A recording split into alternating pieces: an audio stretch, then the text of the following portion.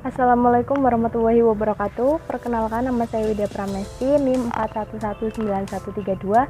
Saya dari kelas C. Di sini saya akan sedikit mereview materi tentang ekonomi Islam dalam berbagai aspek. Ekonomi Islam itu banyak sekali mengandung nilai-nilai Islami yang bertujuan untuk menyeimbangkan antara kepentingan pribadi dan juga kepentingan bersama dalam bidang politik, sosial, kebudayaan, dan juga keagamaan. Nah, yang pertama ini saya akan menjelaskan tentang aspek yang sosial. Dalam aspek sosial, secara kodati manusia itu termasuk makhluk yang monodualistik. Apa sih monodualistik itu? Monodualistik yaitu manusia mempunyai dua peranan penting. Yang pertama menjadi peran individual dan yang kedua sebagai peran sosial. Manusia sebagai peran sosial yaitu bahwa manusia itu hidup dan saling membutuhkan antar satu dengan yang lain, maka manusia disebut sebagai makhluk sosial karena dalam agama juga manusia itu semua bersaudara dan juga berasal dari satu jiwa.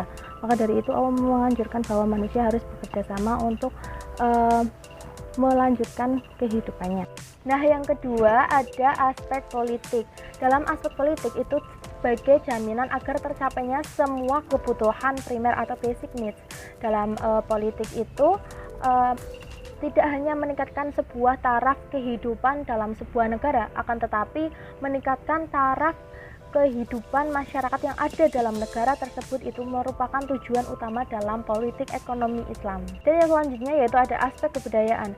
Kebutuhan dalam manusia itu tidak termasuk dalam kajian kebudayaan, akan tetapi bagaimana manusia memenuhi kebutuhannya itu termasuk dalam kebudayaan. Dengan kata lain, bagaimana cara manusia memenuhi kebutuhannya dalam kehidupan tersebut termasuk kajian bersama antara kebudayaan dan juga bisnis. Dan yang terakhir ada aspek keagamaan. Kegiatan ekonomi dan usaha dalam Islam juga berkaitan dengan usaha manusia menjadi seseorang yang beragama baik. Maka dari itu mereka memerlukan ilmu yang luas dan dalam. Untuk mendapatkan pengetahuan tersebut mereka harus mendapatkan pendidikan formal, informal ataupun non formal. Dan agama itu sangat penting sekali dalam ekonomi Islam agar tidak melenceng dari ajaran agama Islam.